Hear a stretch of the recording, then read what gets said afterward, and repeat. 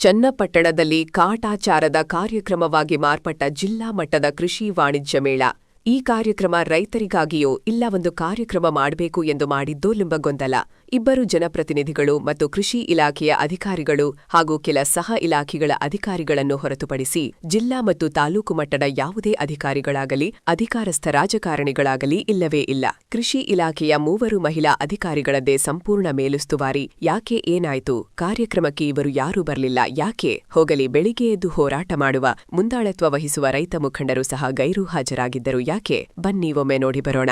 ಬೆಂಗಳೂರು ದಕ್ಷಿಣ ಜಿಲ್ಲೆಯ ಚನ್ನಪಟ್ಟಣ ನಗರದ ಶತಮಾನೋತ್ಸವ ಭವನದಲ್ಲಿ ಇಂದು ಅಂದರೆ 24/3/2026 ಮಂಗಳವಾರ ಜಿಲ್ಲಾಡಳಿತ, ಜಿಲ್ಲಾ ಪಂಚಾಯತ್ ಹಾಗೂ ಕೃಷಿ ಇಲಾಖೆಯ ಸಹಯೋಗದಲ್ಲಿ ಜಿಲ್ಲಾ ಮಟ್ಟದ ವಾಣಿಜ್ಯ ಮತ್ತು ಸಿರಿಧಾನ್ಯ ಮೇಳವನ್ನು ಆಯೋಜಿಸಲಾಗಿತ್ತು. ಈ ಕಾರ್ಯಕ್ರಮಕ್ಕೆ ಕೃಷಿ ಇಲಾಖೆಯ 3 ಮಹಿಳಾ ಅಧಿಕಾರಿಗಳನ್ನು ಹೊರತುಪಡಿಸಿ ಆಹ್ವಾನ ಪತ್ರಿಕೆಯಲ್ಲಿದ್ದ ಯಾವುದೇ ಅಧಿಕಾರಿಗಳು ಮತ್ತು ರಾಜಕಾರಣಿಗಳು ಹಾಗೂ ಸ್ಥಳೀಯರು ಮುಖಂಡರುಗಳು ಬಾರದಿದ್ದರಿಂದ ಈ ಕಾರ್ಯಕ್ರಮವು ಕೇವಲ ಕಾಟಾಚಾರಕ್ಕಷ್ಟೇ ಸೀಮಿತವಾಗಿದೆ ಎಂದು ಸಾರ್ವಜನಿಕ ವಲಯದಲ್ಲಿ ಟೀಕೆಗಳು ವ್ಯಕ್ತವಾಗಿವೆ. ಕೃಷಿ ಇಲಾಖೆಯ ವತಿಯಿಂದ ಆಯೋಜಿಸಲಾದ ಈ ವಾಣಿಜ್ಯ ಮೇಳವು ಜಿಲ್ಲೆಯ ಮಟ್ಟದಲ್ಲಿ ರೈತರಿಗೆ ಮಾಹಿತಿಯೊದಗಿಸುವ ಮಹತ್ವದ ಕಾರ್ಯಕ್ರಮವಾಗಿದ್ದರಿಂದ ಘನ ಉಪಸ್ಥಿತಿ ಇರಬೇಕಾದ ಡಿಸಿಎಂ ಎಂಡಿಕೆ ಶಿವಕುಮಾರ್, ಕೃಷಿ ವಸ್ತು ಪ್ರದರ್ಶನ ಉದ್ಘಾಟಿಸಬೇಕಾಗಿದ್ದ ಜಿಲ್ಲಾ ಉಸ್ತುವಾರಿ ಸಚಿವ ರಾಮಲಿಂಗಾರೆಡ್ಡಿ, ತಾಂತ್ರಿಕ ಕಾರ್ಯಾಗಾರ ಉದ್ಘಾಟಿಸಬೇಕಾಗಿದ್ದ ಕೃಷಿ ಸಚಿವ ಎಂ ಚಲುವರಾಯಸ್ವಾಮಿ, ಅಧ್ಯಕ್ಷತೆ ವಹಿಸಬೇಕಾಗಿದ್ದ ಶಾಸಕ ಸಿ ಯೋಗೇಶ್ವರ್, ಮುಖ್ಯ ಅತಿಥಿಗಳಾಗಿ ಭಾಗವಹಿಸಬೇಕಾಗಿದ್ದ ಸಂಸದ ಡಾ ಸಿಎನ್ ಮಂಜುನಾಥ್, ಮಾಗಡಿ ಶಾಸಕ ಎಚ್ಸಿ ಬಾಲಕೃಷ್ಣ, ರಾಮನಗರ ಶಾಸಕ ಎಚ್ಎ ಇಕ್ಬಾಲ್ ಹುಸೇನ್, ವಿಧಾನ ಪರಿಷತ್ ಸದಸ್ಯ ಪುಟ್ಟಣ್ಣ, ಎಸ್ ರವಿ, ಎಚ್ಪಿ ಸುಧಾಮದಾಸ್, ರಾಮೋಜಿಗೌಡ, ಇನ್ನಿತರ ಪ್ರಾಧಿಕಾರಗಳ ಅಧ್ಯಕ್ಷರುಗಳಾದ H M Revanna, K Raju, Raghunandana Ramanna, Ganakal Nataraj, S R Pramod, Ranganath ಸೇರಿದಂತೆ ಪ್ರಮುಖ ಜನಪ್ರತಿನಿಧಿಗಳು ಗೈರು ಹಾಜರಾದರೆ ಕರ್ನಾಟಕ ರೇಷ್ಮೆ ಮಾರಾಟ ಮಂಡಳಿ ಅಧ್ಯಕ್ಷ ಎಸ್ ಗಂಗಾಧರ್ ಮತ್ತು ನಗರಸಭೆ ಅಧ್ಯಕ್ಷ ಬಿ ನಾಗೇಶ್ ಮಾತ್ರ ಹಾಜರಿದ್ದರು.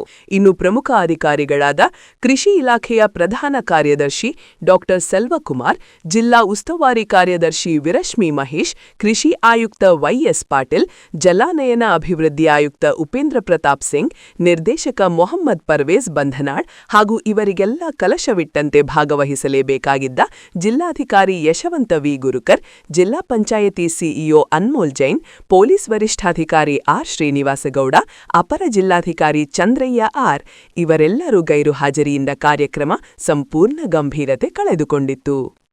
ಅದರಲ್ಲೂ ಕ್ಷೇತ್ರದ ಶಾಸಕರಾದ ಸಿಪಿ ಯೋಗೇಶ್ವರ್ ಅವರು ಸಹ ಕಾರ್ಯಕ್ರಮಕ್ಕೆ ಹಾಜರಾಗದೇ ಇರುವುದರಿಂದ ಸ್ಥಳೀಯರ ಅಸಮಾಧಾನ ಹೆಚ್ಚಾಗಿದ್ದು ಕಂಡುಬಂತು. ಉಳಿದವರೆಂದರೆ ಜಂಟಿ ಕೃಷಿ ನಿರ್ದೇಶಕರಾದ ಅಂಬಿಕಾ ಎನ್, ಉಪಕೃಷಿ ಪ್ರಭಾರ ನಿರ್ದೇಶಕರಾದ ಡಾ ವನಿತಾ ಬಿಕೆ ಹಾಗೂ ಚನ್ನಪಟ್ಟಣ ಸಹಾಯಕ ಕೃಷಿ ನಿರ್ದೇಶಕಿ ಅಪರ್ಣಾ. ಈ 3 ಮತ್ತು ಕೆಲ ಸ್ಥಳೀಯ ಇಲಾಖೆಗಳು ಭಾಗವಹಿಸಿ ಕಾಟಾಚಾರದ ಸ್ಟಾಲ್ಗಳನ್ನು ಹಾಕಿ ಎದ್ದು ಹೋದ ಘಟನೆ ನಡೆಯಿತು. ಇನ್ನು ಸ್ಥಳೀಯವಾಗಿ ತಹಸೀಲ್ದಾರ್ ಬಿಎನ್ ಗಿರೀಶ್, ತಾಲೂಕು ಪಂಚಾಯತಿ ಕಾರ್ಯನಿರ್ವಹಣಾಧಿಕಾರಿ ಸಂದೀಪ್, ನಗರಸಭೆ ಪೌರಾಯುಕ್ತ ಮಹೇಂದ್ರ ಸೇರಿದಂತೆ ಯಾವುದೇ ದರ್ಜೆಯ ಅಧಿಕಾರಿಗೂ ಸಹ ಇರದೆ ಇದೊಂದು ಪೇಲವ ಕಾರ್ಯಕ್ರಮವಾಗಿತ್ತು. ಪ್ರಮುಖ ಆಡಳಿತಾಧಿಕಾರಿಗಳ ಗೈರು ಹಾಜರಿ ಕೃಷಿ ಇಲಾಖೆಯ ಬೇಜವಾಬ್ದಾರಿತನವನ್ನು ಪ್ರಶ್ನಿಸುವಂತಾಡಿದೆ. ಜಿಲ್ಲಾ ಮಟ್ಟದ ಕಾರ್ಯಕ್ರಮಕ್ಕೆ ಅಗತ್ಯವಿರುವ ಸಿದ್ಧತೆ ಮತ್ತು ಸಮನ್ವಯ ಕೊರತೆ ಸ್ಪಷ್ಟವಾಗಿ ಗೋಚರಿಸಿದೆ. ಸರ್ಕಾರದ ದಾಖಲೆಗಳಲ್ಲಿ ಮಾತ್ರ ಸೀಮಿತವಾಗಿರುವಂತೆ ಕಾಣಿಸಿದ ಈ ಕಾರ್ಯಕ್ರಮದಲ್ಲಿ ಜನಸಾಮಾನ್ಯರ ಪಾಲ್ಗೊಳ್ಳುವಿಕೆಯೂ ಅತಿ ಕಡಿಮೆ ಕಂಡುಬಂತು. ಇದರಿಂದಾಗಿ ಸಿರಿಧಾನ್ಯಗಳ ಮಹತ್ವವನ್ನು ಜನರಿಗೆ ತಲುಪಿಸುವ ಉದ್ದೇಶವೇ ಹಿನ್ನಡೆಯಾಗಿರುವುದಾಗಿ ಅಭಿಪ್ರಾಯ ವ್ಯಕ್ತವಾಗಿದೆ. ಇಂತಹ ಪರಿಸ್ಥಿತಿಯಲ್ಲೇ ಬೆಂಗಳೂರು ದಕ್ಷಿಣ ಕಾಂಗ್ರೆಸ್ ಜಿಲ್ಲಾ ಅಧ್ಯಕ್ಷ ಗಂಗಾಧರ್ ಅವರು ಕಾರ್ಯಕ್ರಮವನ್ನು ಉದ್ಘಾಟಿಸಿದರು. ಆದರೆ ಪ್ರಮುಖ ಜನಪ್ರತಿನಿಧಿಗಳು ಮತ್ತು ಅಧಿಕಾರಿಗಳ ಅನುಪಸ್ಥಿತಿಯಲ್ಲಿ ನಡೆದ ಈ ಉದ್ಘಾಟನೆ ಕಾರ್ಯಕ್ರಮಕ್ಕೆ ನಿರೀಕ್ಷಿತ ಮೆರುಗು ತರಲಿಲ್ಲ. ಒಟ್ಟಾರೆ ಜಿಲ್ಲೆಯ ಮಟ್ಟದ ವಾಣಿಜ್ಯ ಮತ್ತು ಸಿರಿಧಾನ್ಯ ಮೇಳವು ಪ್ರಭಾವಿ ಹಾಗೂ ಜನಪರ ಕಾರ್ಯಕ್ರಮವಾಗಬೇಕಿದ್ದರೆ ಅದು ಕೇವಲ ಕಾಟಾಚಾರದ ಕಾರ್ಯಕ್ರಮವಾಗಿ ಉಳಿದಿರುವುದು ವಿಷಾದನೀಯ ಸಂಗತಿಯಾಗಿದ್ದು, ಸಂಬಂಧಿಸಿದ ಅಧಿಕಾರಿಗಳು ಮುಂದಿನ ದಿನಗಳಲ್ಲಿ ಜವಾಬ್ದಾರಿತನದಿಂದ ಕಾರ್ಯನಿರ್ವಹಿಸಬೇಕೆಂಬ ಆಗ್ರಹ ಕೇಳಿಬಂದಿದೆ.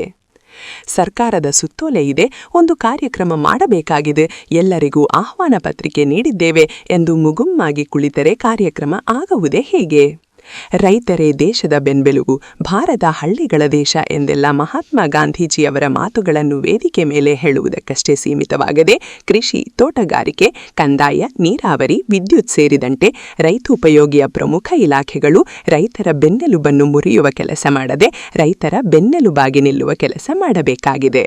ಇದು ಪ್ರತಿಯೊಬ್ಬ ಅಧಿಕಾರಿಗೂ ಇಚ್ಛಾಶಕ್ತಿ ಇದ್ದರೆ ಮಾತ್ರ ಸಾಧ್ಯ.